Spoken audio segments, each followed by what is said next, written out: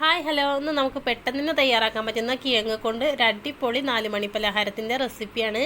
നമുക്ക് കുറഞ്ഞ ഇൻഗ്രീഡിയൻസ്, വീട്ടിലുള്ള ഇൻഗ്രീഡിയൻസ് വെച്ച് തന്നെ നമുക്ക് ഈ ഒരു അടിപൊളി സ്നാക്ക് തയ്യാറാക്കാവുന്നതാണ്.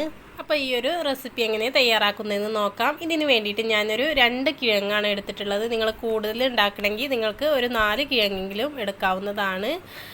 ഈ കിഴങ്ങ് നന്നായിട്ട് തന്നെ ചെറുതായിട്ട് കട്ട് ചെയ്ത്, ഇതിലേറെ ചെറുതായിട്ട് വേണമെങ്കിലും കട്ട് ചെയ്തെടുക്കാവുന്നതാണ്. ഒരു 4-5 പ്രാവശ്യം ഇതൊന്ന് കഴുകിയെടുക്കണം.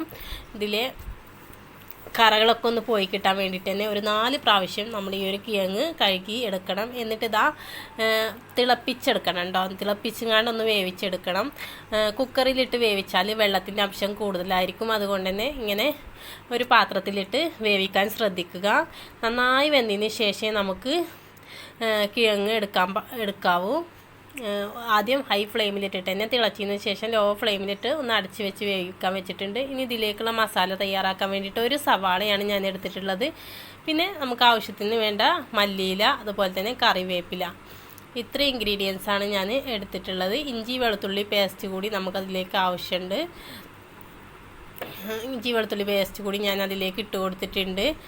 നമ്മുടെ ഈ കിഴങ്ങ് ഇവിടെ വെന്ത് വന്നിട്ടുണ്ട്. നന്നായിട്ട് തന്നെ വെന്ത് വരണം.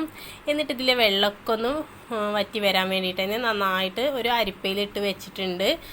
അരിപ്പയിലിട്ട് വെച്ചാൽ നമ്മുടെ ഇതിലെ വെള്ളമൊക്കെ വറ്റി വരും. ഈ കിഴങ്ങ് നന്നായിട്ട് തന്നെ ഉടച്ചെടുത്തിട്ടുണ്ട്. വെള്ളത്തിൻ്റെ അംശം തീരെ ഉണ്ടാവില്ല കേട്ടോ ഇങ്ങനെ ചെയ്താൽ. കിഴങ്ങ് നന്നായി ഉടഞ്ഞു വരുന്ന പരുവത്തിലാണ് നമുക്കിതൊന്ന് വെന്ത് കിട്ടേണ്ടത്. നന്നായിട്ട് തന്നെ ഉടച്ചെടുത്തിട്ടുണ്ട്. ഇതിലേക്ക് നിങ്ങൾക്ക് സവാള സ്കിപ്പ് ചെയ്തിട്ട് ഒഴിവാക്കിയിട്ടും നമുക്ക് ഇങ്ങനെ ഉണ്ടാക്കാവുന്നതാണ്. ഇനി ഇതിലേക്കുള്ള പൊടികളൊക്കെ ചേർത്ത് കൊടുക്കാം. ഒരു 1/4 സ്പൂൺ മഞ്ഞൾപ്പൊടി, 1 സ്പൂൺ മുളക് പൊടി, അതുപോലെ തന്നെ കാശ്മീരി മുളക് പൊടിയാണ് കേട്ടോ. ഇവിടെ മക്കൾക്കൊന്നും എരിവ് ഇഷ്ടമില്ലാത്തതുകൊണ്ട് തന്നെ കാശ്മീരി മുളക് പൊടിയാണ് ഞാൻ ചേർത്ത് കൊടുത്തിട്ടുള്ളത്. അതുപോലെ കുരുമുളക് പൊടി കൂടി ചേർത്ത് കൊടുത്തിട്ടുണ്ട്. ഇനി ഇതിലേക്ക് ആവശ്യത്തിനുള്ള ഉപ്പ് ചേർത്ത് കൊടുക്കുക. നമുക്കിതിലേക്ക് ചിക്കനൊക്കെ ഒന്ന് ക്രഷ് ചെയ്തിടുകയാണെങ്കിൽ ഒന്നുകൂടി ഒരു ടേസ്റ്റ് കിട്ടും. ചിക്കൻ്റെ ടേസ്റ്റൊക്കെ കൂടുമ്പോൾ ഒരു പ്രത്യേക ടേസ്റ്റ് തന്നെ കിട്ടും. അപ്പോൾ ഞാനിവിടെ ചിക്കനൊന്നും ചേർത്ത് കൊടുക്കുന്നില്ല. ഇനി ഇതിലേക്ക് മൈദ ഇട്ട് കൊടുക്കുമ്പോൾ ശ്രദ്ധിക്കേണ്ടത് കുറേശ്ശെ ഇട്ട് കൊടുക്കാൻ ശ്രദ്ധിക്കുക. നന്നായിട്ട് തന്നെ ടൈറ്റായി പോകും. നമ്മുടെ ഈ കിഴങ്ങിലോ എവിടെയും ഒരു വെള്ളത്തിൻ്റെ അംശം തന്നെയല്ല. കാരണം വെള്ളത്തിൻ്റെ അംശം ഇല്ലാത്ത രീതിയിലാണ് നമ്മളിതൊന്ന് വേവിച്ചെടുത്തിട്ടുള്ളത്. അതുകൊണ്ട് തന്നെ നമ്മൾ കുറേശ്ശെ മൈദ ഇടാൻ ശ്രദ്ധിക്കുക. എന്നിട്ട് ഒരു ചപ്പാത്തി മാവിൻ്റെ പരുവത്തിൽ ഒന്ന് കുഴച്ചെടുക്കുക. ആവശ്യത്തിനുള്ള ഉപ്പൊക്കെ ഉണ്ടോ എന്ന് നോക്കുക.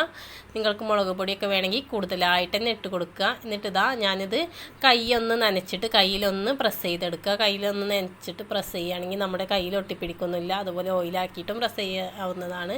അപ്പോൾ ഈ ഒരു ഷേപ്പിലാണ് ഞാൻ ആക്കിയെടുത്തിട്ടുള്ളത്. എന്നിട്ട് നമുക്ക് എല്ലാ ഭാഗത്തൊന്ന് മറിച്ചിട്ട് കൊടുത്ത് വേവിച്ചെടുക്കാം.